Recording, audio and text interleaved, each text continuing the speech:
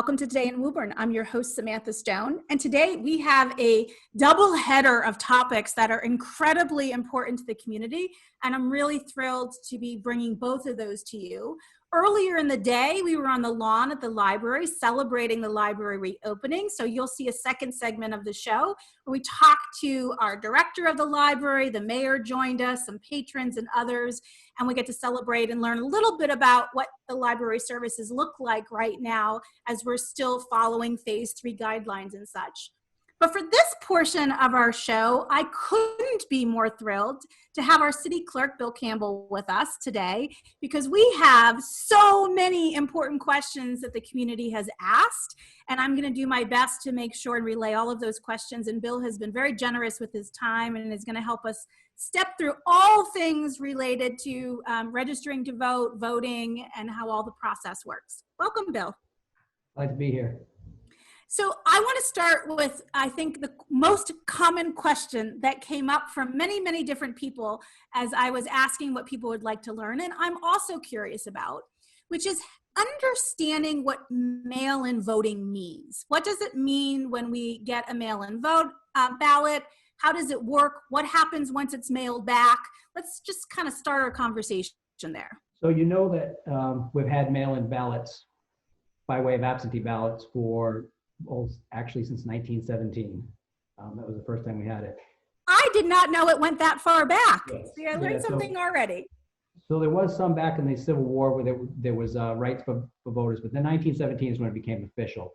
And that was when you were away from your community during the time the polls were open. In 1944, they added on that if you had a physical inability to get to the polling place, that was another reason for absentee voting. And in 1976, the Mass Constitution was amended again to say if you had a religious belief that prevented you from voting on election day, you could vote by absentee. So up until 4 years ago, those were the only 3 reasons you could vote by mail, by not going to the polls. And they created early voting to get around the fact that it's not absentee voting. And this year, they're just calling it blanket mail-in voting. So absentee and early voting are both going to be considered vote by mail, and essentially the same process. So you want to know what that is really helpful. Thank you for that. I know my students, my children who are away at college have used what we called at the time absentee ballots because they weren't physically home and wanted to vote. So that's really good to know. It's relatively familiar process.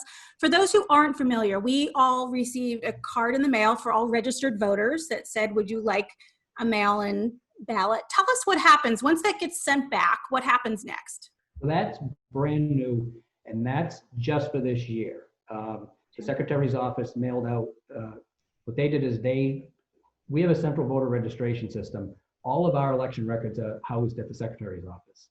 They pulled the list as of July 1st and mailed a card to every registered voter in Massachusetts.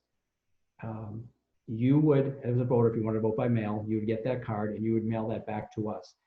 If you didn't get a card, you can go to the city's website, cityofwoburn.com, or you go to the Secretary of State's website and pull an application off of the web, and you can send that in as well. And in fact, any written document, so a yellow piece of paper saying that you want an early voting ballot mailed to you works, as long as it has your signature. So you can even scan that and send it as long as there's a signature.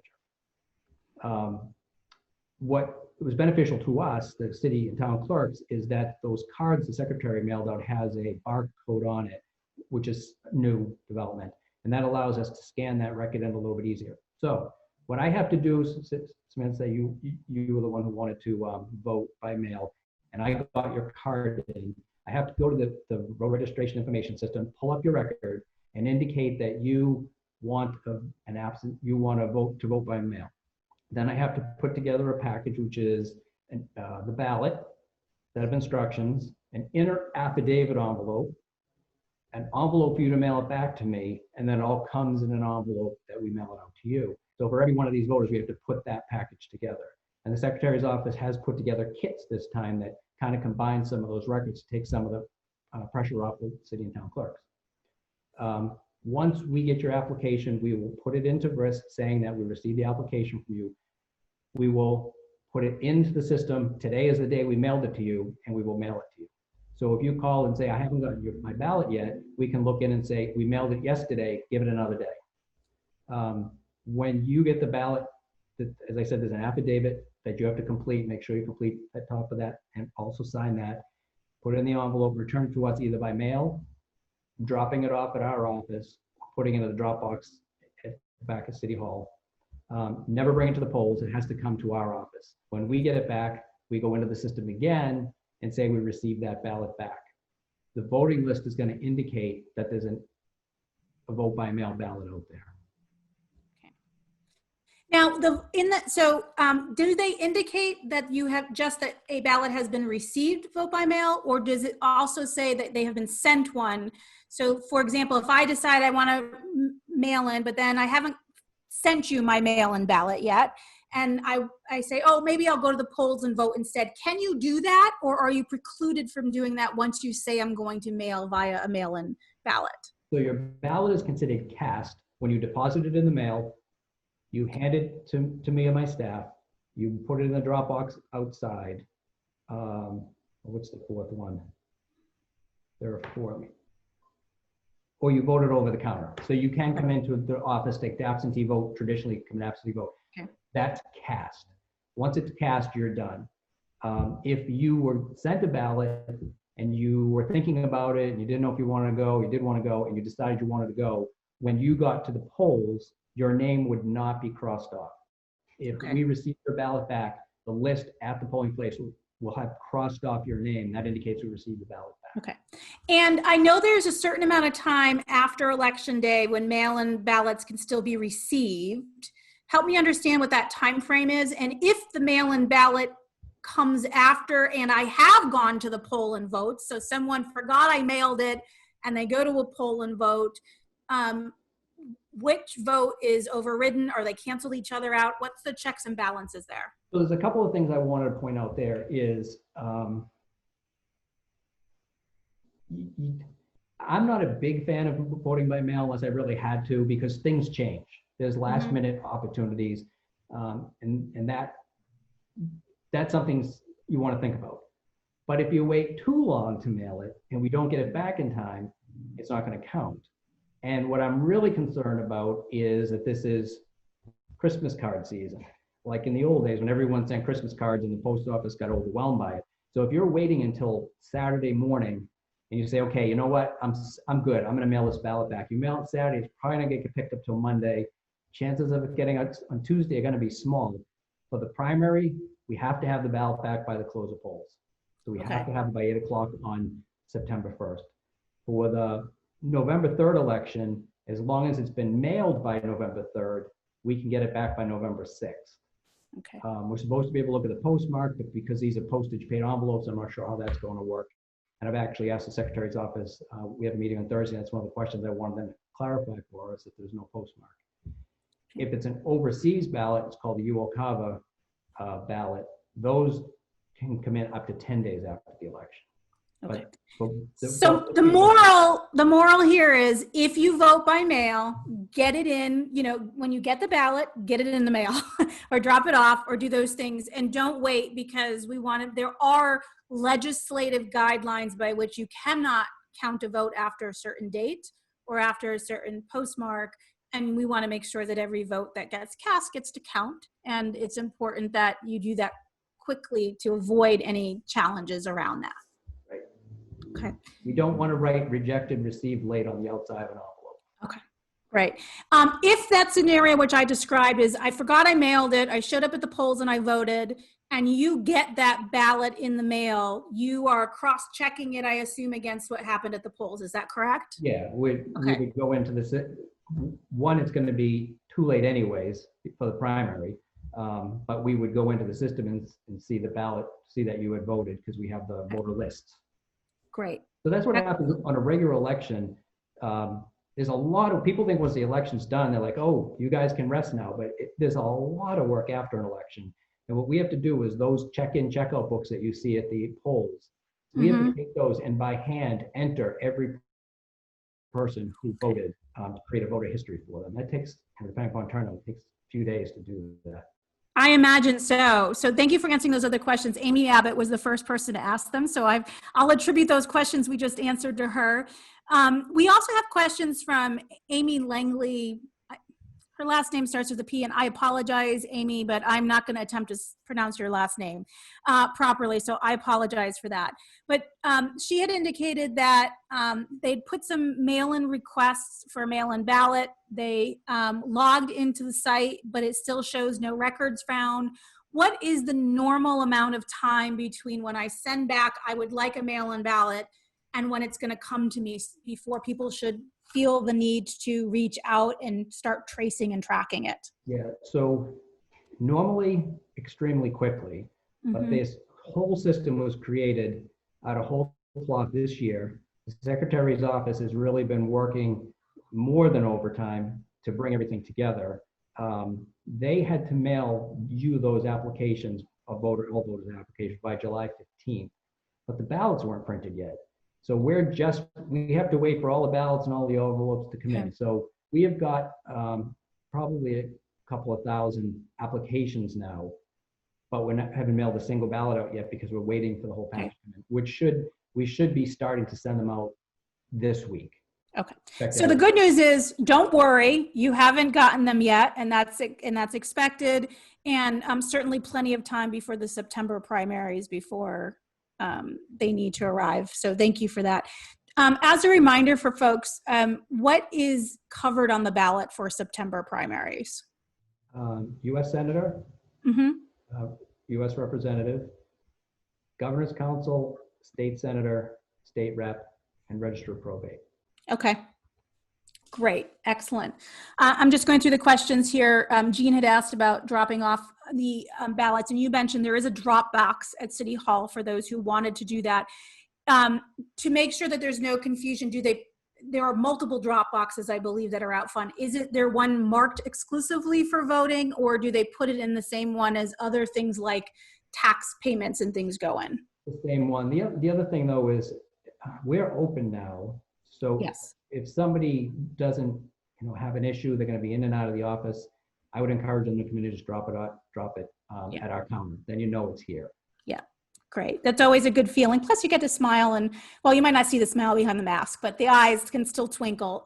So if you're comfortable doing, there'll be some people who are not, but for those who are, they certainly can go in now, which is it's great to see the City Hall open again for visitors without an appointment. Great. And you answered Joanne's question around early voting. So now that sort of the absentee ballot and early voting is mail-in voting, are there specific times that City Hall will be open for those who proactively want to come in, as we've had like early voting times in the past, or does that become not relevant in this particular time period? Well, some people don't want to use the mail. I've heard some people say prefer not to mail. So from August 22nd through August 28th, we will have live early voting. And where we've had it in the past 2 times here at City Hall, there's just not enough room in there. It's a great setup, works really efficiently. We're all here, everything's here, but it's just not going to work because of social distancing. So we're going to move it to the old Wyman School cafeteria. Saturday and Sunday, 5 hours. It looks like it's going to be 8 in the morning to 1 in the afternoon, those 2 days. And then Monday, Tuesday, Wednesday, 9 to 4:30, Thursday, 9 to 7, Friday, 9 to 1. So City Hall regular hours for the weekdays. And it's not ideal from our perspective, because it's really important to secure the ballots. So if we're opening up at 9 o'clock, we're here, we have the ballots in the vault, and we can just carry them out. We're going to have to get here earlier, transport them there, and then take them back at night, because we're not going to leave ballots at the Wyman School, alarmed and everything, but I feel safer having them here in the vault. Well, thank you for doing that. I think we all feel safer with that scenario. So we appreciate that will be extra work. And that is a really important reminder for those who do want to do that in person, that it will be at the old Wyman School. Do you have the address offhand, just for those who might not be familiar with it? It's okay if you don't. We'll look it up. Jen, our amazing producer, will look it up, and she'll add it into the ticker on the bottom for us. And it's the old castle, the corner of Eaton, but you go up the hill, and go in the door, which is considered the main door in the back. You're going to go in, you're going to go down the hallway, and you're going to enter. We'll have check-in tables set up. We'll have booths set up, and then you'll check out. And that's we're really minimizing crossover between people. And it should be a good location. Good. Let's actually talk about staffing. So for both early voting, but also the polls, we've often traditionally had a lot of our elderly citizens who have worked the polls. I imagine some of those folks would be in a higher risk scenario and not able to work elections like they have in the past. How are we staffing both early voting and the election polls themselves to make sure that the staff who work those things are safe? We're doing really well in the number of volunteers. We need 140 people on election day, 10 at each precinct, 14 precincts. We generally have about 150, 160. Right now we have 185 people who have stepped forward to do all work. So we're in really good shape that way. Not everybody is comfortable doing everything, but we have different tasks, whether it's a few hours shift at the early voting or it's a longer shift at the polls. So if a poll work, it's going to be a little different from what you're used to. We're like, say, the Alta Vista that we usually is half a gym. We're going to use the whole gym. Over the Shamrock School, we use half a gym. We're going to use a whole gym. We're going to really spread things out. There's going to be a check-in table as usual, but it's going to be no check-out table. They've allowed us to eliminate that requirement this year. And I thought, again, not super comfortable with it, but it is important to do because it's going to give us more room and less interaction. So people will go in, check in, and they'll vote, and then there'll be a ballot box, and we'll have the people who usually do checkout will be kind of like directing traffic.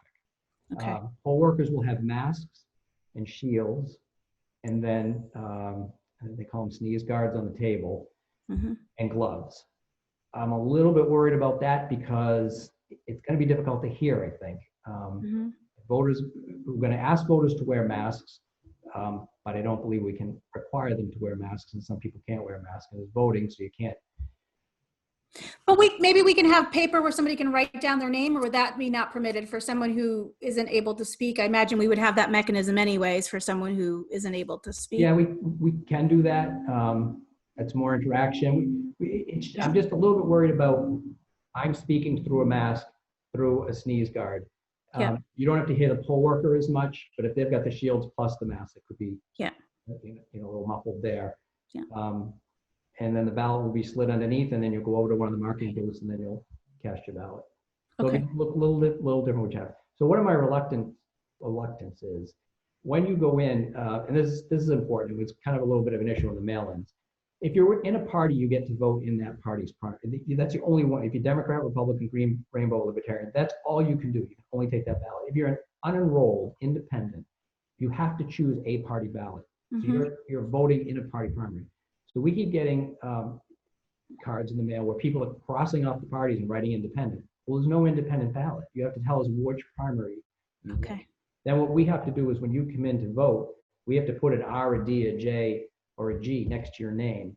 Because how I told you earlier how we have to record the fact that you voted, we have to record what primary ballot you took. Now, we don't know how you voted. There's no way for us to know that. We have to know what primary. So all these numbers have to match up at the end of the night. Sometimes somebody sees an old friend and they're like, hey, Molly, I haven't seen you for a long time. And they might miss putting the R, the D, or the J, or the G down, but we catch it at the back table. That's why I like the checkout table. We won't have that now. So we're just gonna have to be much more careful of making sure somebody writes that down. And I imagine it's wonderful to hear you have so many volunteers. It may be a first election cycle for more of them, where I think we traditionally have a lot of people who have worked elections in the, repeatedly. So I assume that you go through some level of training for those folks. What does that training look like for folks who might be new to the process this year? I try to get people to just worry about what their task is. Break everything down to what you have to worry about. Okay.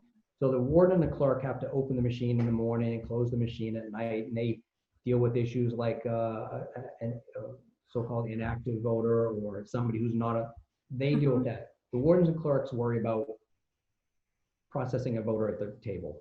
That's all you worry about. Okay. You get the person's name and address, you repeat their name and address, you make sure they get the right ballot, the right party ballot, and you cross off their name. Okay. Training, what we've traditionally done is have a number of training sessions in the council chamber, but we'll probably do some of those and some Zoom. Okay. People are comfortable. I'm also trying to put together a packet that I can send out to all the poll workers that they can read along as we're doing the training, so they have it right in front of them. Okay, excellent. And what in a scenario where I plan to come to the polls, it turns out I have symptoms of COVID the day of election, or I'm in quarantine unexpectedly, or I tested positive. Is there a way to vote in that scenario? Just like if I'm stuck in the hospital for anything else, right? This is a set of circumstances that might happen more commonly than our normal illness that keeps us away from the polls. Is there any way to vote at that point, or at that point, there's not an option? So an absentee ballot, you have to apply by noontime. This is an absentee, not the early. By noontime the day before an election. Okay. Unless you've been admitted to a hospital within 5 days before the election. They have extended the 5 days to 7 days. So if you've been admitted to a hospital within 7 days for an election. They've also in the legislation stated that if you have to stay home under a doctor's orders or say Board of Health orders, that's the same as being in a hospital. In that case, a family member or anybody of your choosing, you would fill out the application and you'd say, I designate this person. And that's the only time somebody can take a ballot out of here by hand. They designate a family member or anybody to come get the ballot. That person comes to our counter, gives us that application. We give them the ballot. They bring the ballot to that person. They bring the ballot back to us, and then we make sure it gets to the polls. Okay. That's done by signature, like the person signs it? Is that how that works, or do they need to do something else? And I hope this is a very rare thing that no one really needs to use, but in the cases that they do. But they do. We there's one or two every election. We have somebody admitted to a hospital. I mean, it happens, and it's their signature. Okay, perfect. That's what we need. Excellent. Excellent. This is really helpful. There are many different ways to register to vote, and there's still time to register to vote for those who have not yet done so but meet the requirements of doing it. What can you just make sure everybody's aware? What are the ways that we can register, and what is the cutoff to be able to participate in the September primaries? The easiest way to do it is online at registertovotema.com. And in addition to registering to vote, you can change your party, your name or address. You can find your polling location, and you can verify that you are registered to vote. That's the easiest way to do it. You can call us or email us and ask us to send you a voter registration card. We can mail one out to you. You can come to the office and register over the counter. You can get the voter registration mail-in cards at many public buildings, libraries, some police stations, some fire stations. You can go to any city or town clerk's office in Massachusetts and register, and they'll send it to us here in Woburn, and you're considered registered when you file with them. Transitional assistance and other state offices also will register people. Registry motor vehicles, when you go in, they'll do it as well. And now there's the automatic voter registration. When you have interaction with certain offices, you'll be registered as well. It was and will be again 20 days prior to the election is the last day to register to vote. But this legislation reduced it to 10 days before the election. Okay. So the last day to register to vote for the September primary is August 22nd, which coincides with the first day of early voting. And we have to have voter registration, which is a Saturday. We have to have voter registrations at least be from 2 to 4 and 7 to 8 on those days, which will be back here at City Hall. Okay. Great, thank you. And there is some really easy process, I believe, at the same website you gave to check if you're registered. If you're not sure if you're registered to vote, that is a wonderful way to verify it. And I actually just went in because I wanted to see how it worked, and I plugged in my information and it pops right up. Absolutely, it's a very robust system. Has a lot of information there. If one thing you go in, I had mentioned quickly inactive voter at one point. So we have to send the census out to every household in the city in January. If we do not get a census form back, or don't have a record of it, doesn't mean you didn't send it, it just means you didn't make it to us. We have to send out a card to every registered voter in that household saying, we didn't get your census, do you still live there? That's a postage paid card the voter sends back to us. If we don't get, that would reactivate you. if we don't get that census, you become inactive. It doesn't mean you're not a voter, doesn't mean you can't vote. It's just when you go to the polls, you have to prove that you still live there because we mailed you something we didn't get back. And there's a form, there's a roster that you sign, and you want to show an ID. And you don't have to bring IDs to the polls, but it's always a good idea if you have it to have it in your pocket, because there are little quirky things that pop up that you might need it. That's one of them. If you go on there and you see that you're inactive, contact our office and we can get you reactivated, and that'll just eliminate those issues if you go to the polls. With the mail-in voting, they've designed it so that when you send that application in, you are reactivating yourself at the same time. So it's a little bit easier this year. Great, I'm glad to hear that. When I come to the polls, one of the things that is a shared item if I vote in person at the polls is the pen that marks the ballot. We do want to make sure that it's a certain pen because the machines need to be able to read it. What, if any, precautions are being put in place to sanitize those between votes? I guess that's the end of the question. I don't know why I ended it as if there was more. Well, the only pen that the machines won't read are red or green. Okay. You can use anything else. So if you think about it, we're sending absentee ballots and mail-in ballots to people, but we're not sending a pen to them. So if you feel more comfortable bringing your own pen, that's okay. Bring it. Probably be careful on the markers, because if they bleed through, that could cause a problem with the ballot. And so what we're doing, we're going to have an inordinate number of pens, but my office decided to go home. An inordinate number of pens. And then when you vote, we're going to have a container that you just drop your pen in. Okay. Then during the day, the poll workers who we would have had a checkout will go through and we'll have wipes and sanitize the pens. Great. That's great. One of the other things I'm a little bit worried about on that issue is the marking booths themselves and people leaning on the marking booths. We'll have wipes and we can wipe down the booths, but if there's anything wet, if your ballot gets wet, don't vote it. Just you can get up to 3 ballots, ask for a new ballot, because if a ballot's wet, it can jam the machine. It can just shut the machine right down. So we had bought these UV wands that I was going to use in place of the wet wipes, but I'm just not confident that they're going to do what we need to do, because it takes a little bit of time for those to actually sanitize. Okay, thank you for that. That is really good advice, and something I'd never thought of is if the ballot is damp for any reason, to make sure that's excellent. Great. Well, I want to give a shout out to Steve and Melanie and Maxine and all the Amy's and all the other folks who submitted these questions. I think these are really important.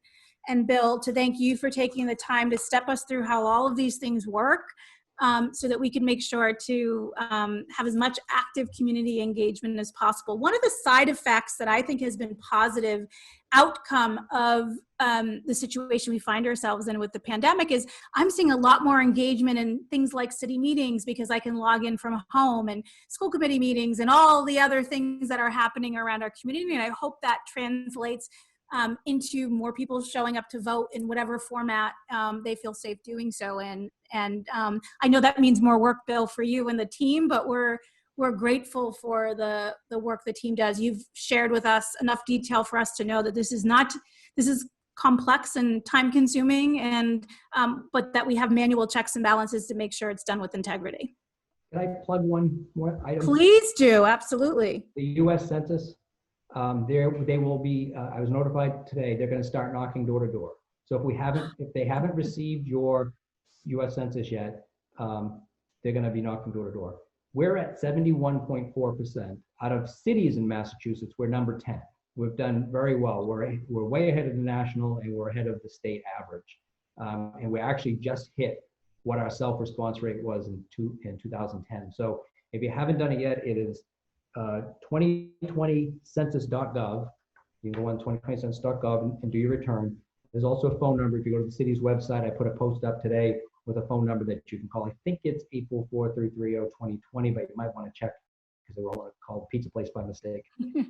Oh, that's good to know. And thank you for giving the community a heads up, because people are a little cautious about people knocking on their doors these days. So it is, in fact, the census is coming around. They are knocking the door. If somebody comes to the door and says that's who they are with, they are, in fact. Will they have any kind of identification with them that they should be looking out for? They will have an ID. They'll also have a bag that says U.S. Census Bureau. And I also included a link identifying U.S. Census workers. So if you hit on that link, you can go in and see what you should be looking for if you feel uncomfortable. That's perfect. I'm really glad. Anything else that, we didn't think to ask that you think it's important for residents and voters to be aware of? I think you hit everything that I actually had on my list. Great. Yeah, I think we got everything. Well, I love it. We will, I think we'll get back together again before the November election just to see if anything has changed or been updated in our processes and what we're doing. But between now and then, thank you so much for your time. And thank you to all of our watchers and listeners for tuning in to these important conversations. Hi, and welcome to the library. I am so excited to be outside today on this beautiful day, celebrating the reopening of our library. And we have a few special guests with us today who are going to talk to us about all of the procedures that we need to follow to stay safe, and also some of the exciting programming that is coming up. First up, we've got Scott. Thank you for joining me, as you always do. We might have to do more outdoor tapings than our Zooms that we've been doing. This is lovely. I like this. Yeah, me too. I am really excited to see the library open. We have some wonderful patrons who are with us today. Tell us a little bit about how you view the library and the role it plays in our community. Well, the library, of course, for years, and I say this, for years, the library was, the condition of the library was getting worse and worse as the years went by.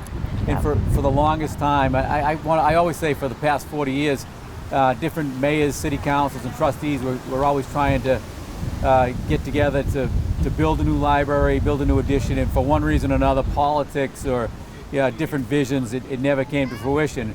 And I say one of the most gratifying things that I've done as mayor is we've been able to work with a great group of trustees, city council, and the community as a whole, and the librarians, the staff, to come together and to actually make this a reality. And when you go inside and you see how impressive it is, it makes me proud to be part of the whole solution to something that was much needed, and it's a great asset for the community, and it makes the city that much better to have something like this, that people can come, get their resources, another learning place, cultural activity, and you can see all the young families that really have embraced the library. So for me, that's what it means. It's just a great place. Well, I am so thrilled. I did pop in just for a few minutes. I've also got our library director, Bonnie, with us today. Thanks for joining us, Bonnie. Oh, my pleasure. And one of the things that was really clear from the moment I walked in was that we've looked at safety and wanted to make sure that we're keeping, of course, the staff and the librarians safe, but also all the patrons. I thought it'd be helpful if you can kind of step through the safety measures that patrons can expect when they come visit the library. Absolutely. There's a reopening safety plan on the city website as well. If you wanted to familiarize yourself with that. Safety is obviously very important to us. We're following all the Massachusetts COVID library guidance. You can expect to come into the library socially distanced apart 6 feet. You'll have to wear a mask. We do contact tracing. And then throughout the building we have hand sanitizer, places to quarantine materials if you decide you don't want them. We quarantine all returns for 24 hours. Like I say, our focus is really on keeping people safe, but allowing them access to the library, which they love. Well, I was so excited to see already people at some of the study stations working, wearing their masks and things. And I know it's, something to get used to, and I'm sure we'll work through that. One of the other things I noticed right away when I came in is we have some new self-checkout stations.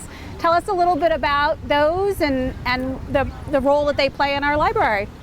We added 3 contactless checkouts, ADA compliant, so people can come in, pick up their holds, go right over, scan their cards without having to touch screens, and check out their materials. So we're trying to minimize contact as much as possible and adhere to the 6-foot social distancing guidance. Great. And I did see there was librarian or staff to the rescue to help when some of the, sometimes things people get used to, barcodes don't always work, so we do have teams available to help out in those instances as well. Yeah, we try to make it as easy and friendly as possible. Yeah, that's great. Well, I'm so excited. Tell us a little bit about some of the programming that's happening in the library. Obviously, people can come in and use the computers and have things printed and visit and check out books and such. But in addition to that, there are some people who may not feel yet comfortable coming to the library or whose schedules don't allow. What virtual programming do we have upcoming to get people excited about? We have, kind of a wide variety of things like libraries usually offer. I know upcoming, you can look at our Facebook page or if you go to the library website, you can click on the calendar and you'll see. I know some things that are coming up are story times in Portuguese, as well as in Spanish. We have a cheer camp that's starting soon if your child's interested in that type of thing. And we expect it to continue to grow and have a wide variety of broad offerings for the community to enjoy. That's great. And will there be any outdoor activities? I know that there are some nice, beautiful space that we have here to leverage. We're fortunate to have probably like the most beautiful lawn outside the most beautiful building, right, that a library could ever hope to have. So, yeah, we're looking at, doing it in a socially distant, appropriate, safe way, but absolutely. Yeah, that's great. I'm personally, not that my vote means anything, but if you had a little outdoor yoga under the trees here, I'd be thrilled. We always welcome suggestions. I think that's wonderful. Very excited to be seeing that.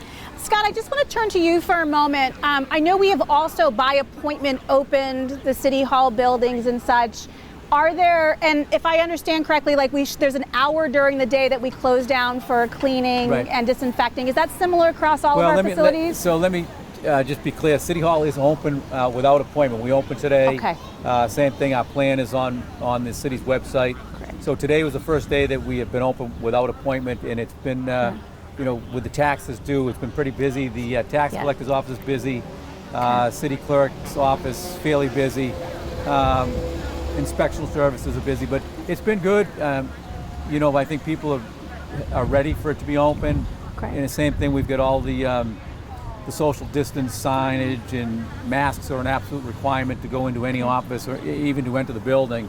Okay. So I think it's a good start, and you can see people actually heading in there right now without appointment.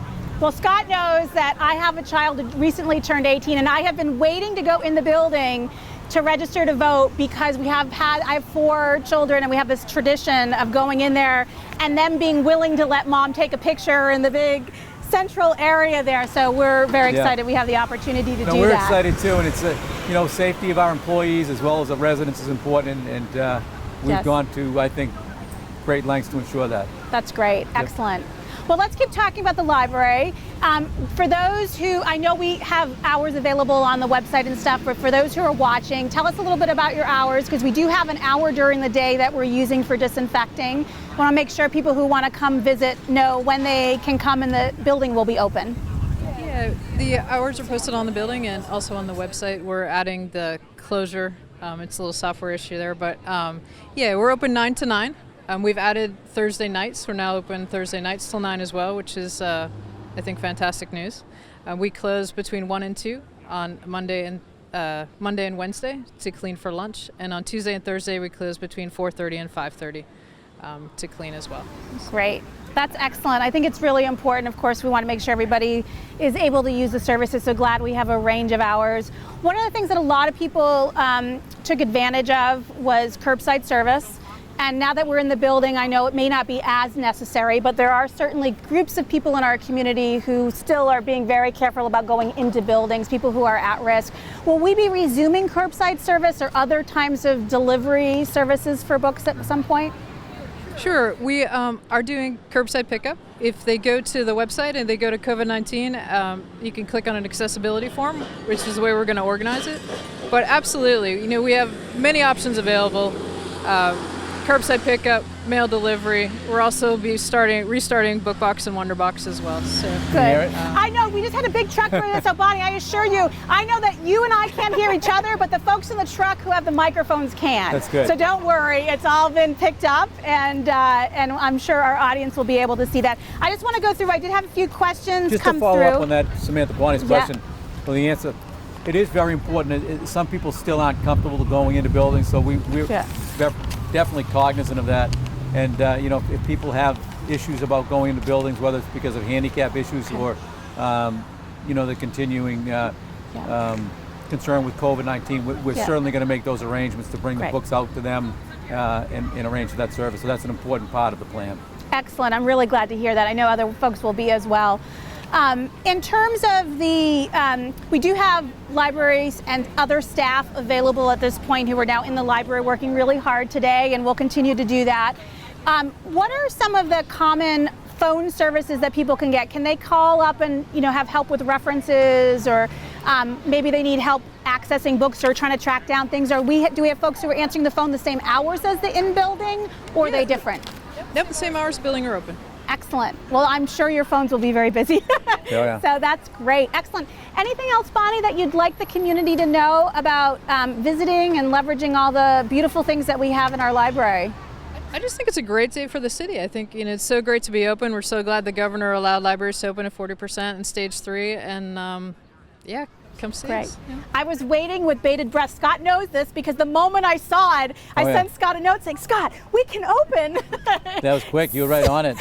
Yeah. So really, really excited. Scott, anything that you'd like to share as we either about the library or the other services that are available to the city? I'll hit the library real quick and then we can move on. But working with Bonnie and the trustees, we have arranged for a sprinkler system to be put into the around the grounds, and that should be done we think within the next week, so the grounds will look even better. The trustees have been working on the memorial to Mark Kamir, the poor worker who was killed. So they're working on doing during the construction, they're working on doing a memorial out back. So we're excited about that. And that's all part and parcel of the sprinkler system. So we'll be looking forward to doing that memorial with the family and recognizing him for his service to the building. Thank you for bringing it up. Yep. I think that's wonderful, and I'm excited to see that we are remembering him in some meaningful way. And hopefully the sprinklers won't be on during the day when we're out here running around too much. Yeah. We won't be, we'll have to schedule around them. But thank you both for joining me. I do have some other special guests that are going to be joining us, but really appreciate you taking the time to celebrate our beautiful building it's nice to and be being outside here. too on a nice day like this. We could probably do it more often. Yeah, I suspect that we'll have an opportunity. I see myself going in, grabbing a book and grabbing lunch and sitting outside and enjoying the beautiful grounds that we have here. Good. So and thank I just you. want to recognize there are some of the trustees out here today watching too. So there's probably half a dozen of them that are here. Thank you. We're going to invite at least one of them to join us as well. Good. Thank you. Thank you to our special guests who are library trustees. 2 of them have joined us today on this beautiful day outside in the shade on the lawn in front of our library. We have Carol and William with us today, and really appreciate you joining me. Carol, why don't we start with you? Would love to just get your perspective on what reopening the library means for our community. It means a lot. It means that people can go in, they can get books. A lot has changed, unfortunately, and is going to stay changed for a while, but we can now go in, get our books, get DVDs, kids can go in the children's room, they can get books there. Great, thank you. What are some of your favorite, what do you love to read? Mysteries. Mysteries! Ooh, I'll have to ask you for some recommendations later. Okay. That's great. Really appreciate it. William, how about for you? What is the library? You've been a trustee for a long time, and to be sitting outside the lawn on a day like today when we never expected a pandemic to shut us down for so long, what does it mean to see it reopen? I think since back in April and May, our intention has always been to return as many services as we could to the community, piece by piece. We realized earlier that we're never going to be the same, but the idea was to bring pieces back to the community. All those promises we made years ago when we built the addition, and slowly but surely we've been able to bring them back. Now today, by opening the library, and it's not the final, but at least we get the people in the library, we get them back to using the library, and as we expand over hopefully the next 3 or 4 months, we'll be able to expand those services too. Excellent. I know I've been really looking forward to. I personally love this building. I'm a huge history buff. It's probably my favorite building, not just in Woburn, but in any of the surrounding areas. We have such a beautiful, lovely space. And I don't know what it is about walking into this building, but there's something about it that makes me more inquisitive and makes me want to learn something or explore something, because there's something about being surrounded by this beautiful space. Carol, what are some of the ways that you love using the building itself? I'm actually on the Historical Commission also, so this speaks to me in many, many ways. One of my favorite places is not even accessible to the public, but upstairs is the former apartment of the caregiver of the library, and there are pieces of furniture up there, and I feel like there's a spirit up there.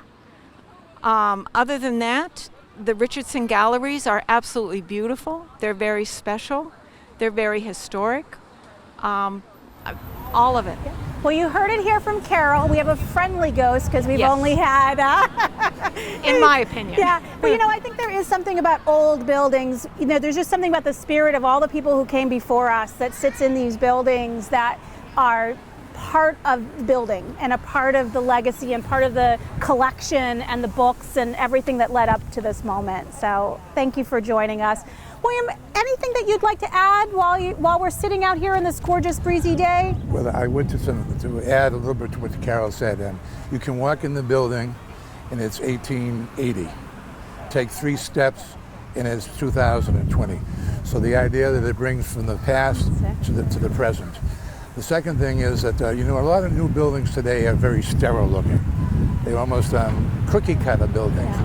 Between the Richardson and the addition here, as you mentioned, there's something special when you walk in. You know you're not walking into just any old building. You're walking into a facility that has a lot more meaning than bricks and mortar. And again, the transition from 1890 to 2020, I think that's something that people will enjoy now and in the future. You know, I'm so glad that you brought that up. I will admit that I was a real skeptic about the addition before I saw it, and I was really worried that putting a glass addition on would take away from the character, and I could not have been more wrong in my concerns. I always said I'll wait to see what happens, but it's such a remarkable melding of generations in history and modern and contemporary, and I do think they've done a great job. One of the other beautiful things about being in the library again is that many of our staff here are here to help patrons, to recommend books, to answer phones and answer questions. What are some of the ways that you've used the library staff over your years of patronage? It is. It's important to have a competent, qualified, and friendly staff. When the people come to the library, nowadays, because of automation, an awful lot of people are able to come in, do their business, and leave without any human contact. But for others who need that human contact, who need that assistance, it's important that they have somebody who's capable of giving the assistance in a friendly manner. Yeah. The second part is a staff that can create new programs. It's more than books, it's more than magazines, and the library of the future is going to be much more. So we need a staff that's willing to jump ahead, look into the future, and start producing the type of programs that not only my generation can use, but the generations of the little kids that we see running around. This is for them more than it is for us.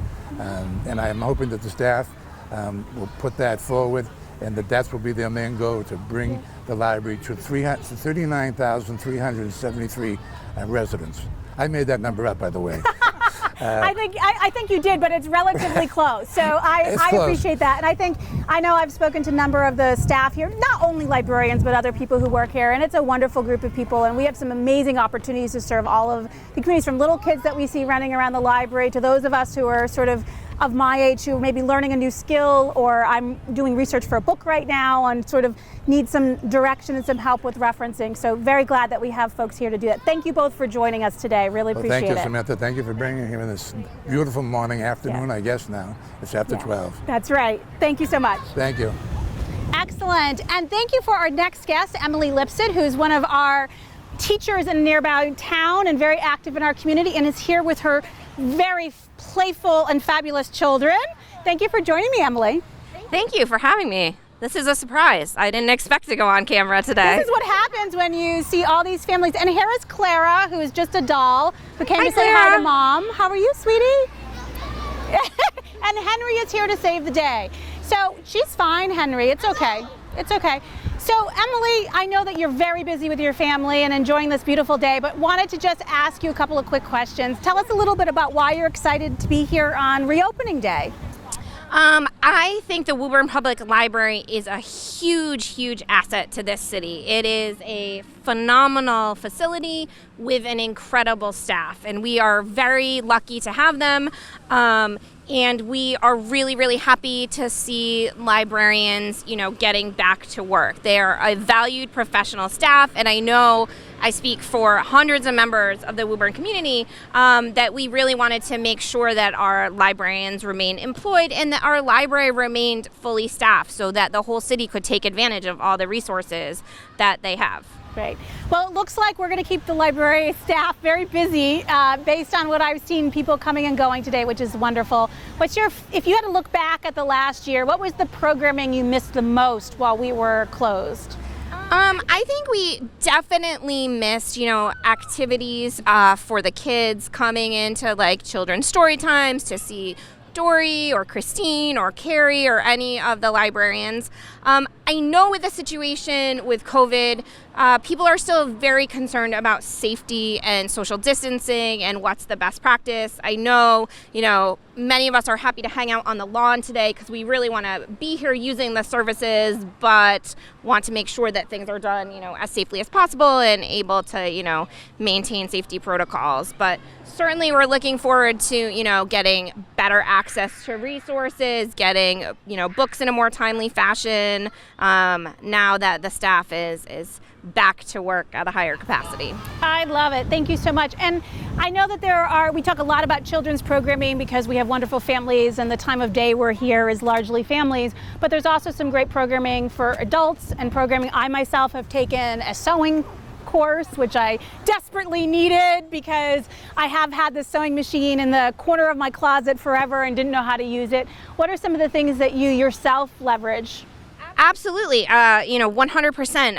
I myself as well have done a variety of activities. I took a yoga class. I did jewelry making with Samantha. I regularly participate in the adult book clubs. We've had a social justice book club and the fiction book club I've participated that's run now by one of our great librarians, Hermione Gordon. And we are very, eager to be able to have the librarians from our library, giving programs virtually and, being able to connect with the public once again. Great. Thank you so much for joining me, Emily, and thank you all for listening. You've had an opportunity today to hear from our mayor, from the director of the library, from a couple of our trustees, and to see our patron, Emily, and also lots of people in the background here today enjoying the reopening. This is truly an opportunity to celebrate, and it's also important that we remember this is an opportunity for us to use these services safely and to keep each other safe as a community. So come on in, call, ask questions. This team is here. The phones are staffed.